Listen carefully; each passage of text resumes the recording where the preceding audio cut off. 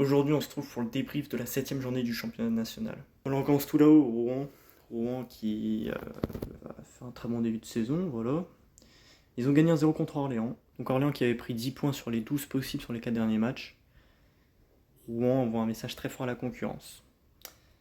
Par contre, juste derrière, on a Versailles. Versailles qui a perdu ses premiers points, ça y est. Parce que Versailles a 2 matchs de moins. Ils sont quand même à 13 points. Donc autant dire que si les 2 matchs qui sont censés jouer, ils les gagnent, ils peuvent avoir une très belle avance. Donc ensuite, juste derrière, on a Sochaux. Sochaux qui a perdu contre Villefranche 1-0. C'est quand même une petite surprise, hein. On ne s'attendait pas forcément à ce résultat-là. Sochaux, ça fait 2 défaites. Donc attention, voilà, ils ont un petit peu d'avance, ils peuvent en profiter, mais faut pas non plus enchaîner les faux pas, parce que derrière, on a Dijon 4ème, justement, qui n'a que 6 matchs. Donc il suffit d'une petite victoire, et ils reviennent à égalité de points. Sachant que Dijon, en plus, est invaincu, donc ça peut être dangereux pour Sochaux. Ensuite, on a Caen qui a fait match nul, voilà, match contre Valenciennes, ça arrange aucun des deux clubs. Caen, c'est 3 points sur les 9 possibles sur les 3 derniers matchs. C'est pas l'idéal, hein. Ils ont que 2 victoires en 7 matchs, c'est un peu compliqué. Après, ils sont pas non plus totalement largués. Ensuite, à 10 points, on a aussi Fleury et Orléans. Donc on a Fleury qui a battu Concarneau à l'extérieur.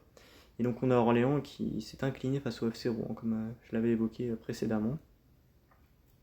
Ensuite, on a Aubagne qui a fait match contre Versailles, justement, 8ème, 9 points. Voilà, c'est milieu de tableau, hein. Ils sont à 4 points de la 3ème place, à 5 points de la relégation. Ensuite, on enchaîne avec Châteauroux, Valenciennes, Concarneau et Villefranche, 8 points. On a le match de Châteauroux qui a fait match nul contre Paris 13 Atlético, si je ne me trompe pas. Donc ensuite, on a justement le Paris 13 Atlético qui a 7 points, 3 points d'avance sur la zone, donc ça va être quand même plutôt intéressant pour eux.